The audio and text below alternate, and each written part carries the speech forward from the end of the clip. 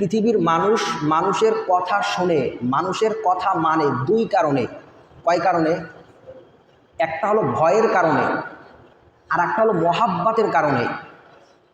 আপনার সন্তান যদি আপনাকে বলে যে আমার জন্য একটা বাজার থেকে চকলেট নিয়ে আইসেন, আপনি নিয়ে আসবেন না? বাবা হিসেবে অবশ্য নিয়ে আসবেন। আপনার স্ত্রী যদি আপনাকে বলে যে আমার জন্যে একটা কাপড় নিয়ে আইসেন, আপনি স্বামী হিসেবে স্ত্রীর জন্য একটা কাপড় নিয়ে আসবেন কিনা? কথা বলেন না কেন? আপনারা কেউ নিয়ে আসেন না। আপনাদের সন্তান যখন আপনাকে বলে বাবা আমার জন্য একটা চকলেট নিয়ে আসেন বাজার থেকে, আপনি নিয়ে আসেন? কথা সন্তানের জন্য নিয়ে আসেন। কি জন্য নিয়ে আসেন? সন্তানকে ভয় করেন এজন্য নিয়ে আসেন, নাকি সন্তানের প্রতি মায়া, সন্তানের প্রতি মহাব্বত, সন্তানের প্রতি ভালোবাসা, এজন্য সন্তানের কথাটা মেনে সন্তানের জন্য চকলেট নিয়ে আসেন, স্ত্রীর জন্য কাপড় নিয়ে আসেন?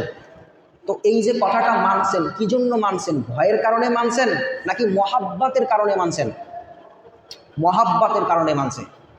আবার একজন অফিসের বস, অফিসের যিনি বস, তিনি যদি তার কর্মচারীকে বলে আর মাত্র 1 ঘন্টার ভেতরে এই কাজটা করতেই হবে, আপনি মানবেন কি না?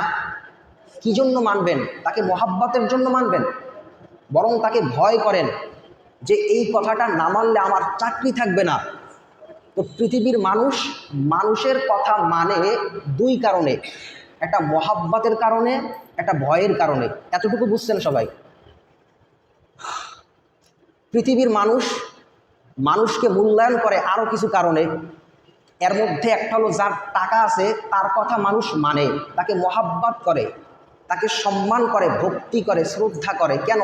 টাকাওয়ালা, তার কথা মানলে টাকা দেয়, তাকে শ্রদ্ধা করলে আর্থিক সাহায্য করে।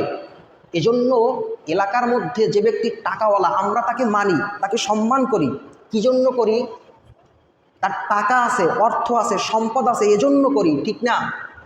আর একটা কারণে মানুষ মানুষকে মহাব্বত করে, সেটা হলো ক্ষমতা। যখন ক্ষমতার চেয়ার থাকে তখন সবাই তাকে পাম দেয়, যে আপনার সামনে আসি, পেছনে আসি, ডানে আসি, বামে আসি, সবাই তার কথা মানে। যখন পেছন থেকে ক্ষমতার চেয়ার সরে যায় তখন এতদিন পর্যন্ত তার ডানে বামে সামনে পিছনে যারা ছিল তারাই তার বিরুদ্ধে আন্দোলন করে, সংগ্রাম করে। করে কিনা? তো কি বুঝলাম? মানুষ মানুষকে যে মহাব্বত করে এর মধ্যে একটা কারণ টাকাওয়ালার, টাকা থাকার কারণে মহাব্বত করে। আর একটা কারণ ক্ষমতা থাকার কারণে মহাব্বত করে।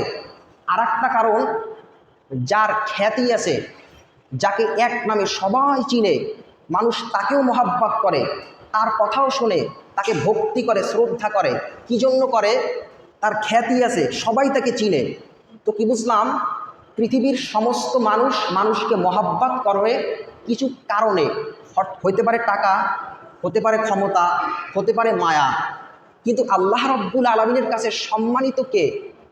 আল্লাহ এটা দেখেন না যে কার টাকা আছে, কার টাকা নাই, কার সম্পদ আছে, কার সম্পদ নাই, কার ক্ষমতার চেয়ার আছে, কার ক্ষমতার চেয়ার নাই। এগুলো আল্লাহ দেখিয়া কোনো বান্দাকে সম্মানিত করে না, মহাব্বত করে না। তো আল্লাহ রাব্বুল আলামিন কাকে মহাব্বত করে? আল্লাহ কোরআনে বলেন, ইন্না আকরামাকুম ইনদাল্লাহি আতকাকুম। আল্লাহ রাব্বুল আলামিন তোমাদের মধ্যে ওই ব্যক্তি আল্লাহর কাছে সব থেকে দামি যার মধ্যে রয়েছে তাকওয়া। কি আছে? জোরে বলেন, তাকওয়া। আল্লাহ রাব্বুল আলামিন দেখে আপনার ভেতরে তাকওয়া আছে কিনা। এই তাকওয়াটাই, যার ভেতরে যতটুকু তাকওয়া, ওই ব্যক্তি আল্লাহর কাছে কতটুকু দামি। দুনিয়ার মানুষের কাছে সম্মান পেতে হলে টাকা লাগে, ক্ষমতা লাগে, খ্যাতি লাগে, কিন্তু আল্লাহর কাছে সম্মানিত হতে হলে কি লাগে না? টাকা লাগে না। কি লাগে ভাই? অন্তরে তাকওয়া লাগে। তাকওয়া মানে কি? আল্লাহর ভয়। যেরকম আল্লাহর রসুলের একজন সাহাবী ছিল, তার নাম ছিল বেলাল রাদিয়াল্লাহু তাআলা আনহু। তিনি এতটাই গরিব ছিলেন, একটা টাকারও মালিক ছিলেন না। তিনিও ছিল গোলাম, তার বাবাও ছিল গোলাম। বেলাল রাদিয়াল্লাহু তাআলা আনহুর চেহারা ছিল একেবারে কালো। বেলাল রাদিয়াল্লাহু তাআলা আনহুর চেহারা এত কালো, ওই কালো চেহারার মানুষ এখন পর্যন্ত পৃথিবীতে আর আসে নাই। কিয়ামত পর্যন্ত আসবেও না, চূড়ান্ত কালো ছিল। তার বাবাও ছিল গোলাম, তিনিও ছিলেন গোলাম, আর অর্থের দিক থেকে একটা টাকারও মালিক ছিলেন না। কিন্তু নবী আরবি আলাইহিস সালাতু ওয়াস সালাম যখন মেরাজে গিয়েছেন, তখন হঠাৎ কানের মধ্যে আওয়াজ আসলো। নবী জিব্রিলকে প্রশ্ন করলো, জিব্রিল, এইমাত্র আমার কানে একটা আওয়াজ আসছে, কিসের আওয়াজ? জিব্রিল বললেন, হে আল্লাহর রসুল, আপনার সাহাবী বেলালের পায়ের আওয়াজ। সবাই বলেন সুবহানাল্লাহ। তো এই যে বেলালের দাম আল্লাহর কাছে উচ্চ পর্যায়ে কী জন্য হয়েছে? তার অনেক টাকা ছিল, ক্ষমতা ছিল, সম্মান ছিল, কিন্তু কিচ্ছু ছিল না। তাকে সমাজে কেউ মূল্যায়ন করতো না, কেউ দাম দিত না। অথচ আল্লাহ রাব্বুল আলামিনের কাছে বেলাল রাদিয়াল্লাহু তাআলা এত দাম ছিল যে নবী আরবি আলাইহিস সালাতু ওয়াস সালাম মেরাজের সময় বেলালের পায়ের আওয়াজ ওই জান্নাতের মধ্যে শুনতে পারছে। এজন্য আল্লাহ তাআলা কোরআনে হাকিমের মধ্যে অন্য আয়াতের মধ্যে বলেন, ইন্নাল্লাহা লা ইয়ানজুরু ইলা সুওয়ারিকুম ওয়া আমওয়ালিকুম ওয়ালাকিন ইয়ানজুরু ইলা নিয়াতিকুম ওয়া কুলুবিকুম।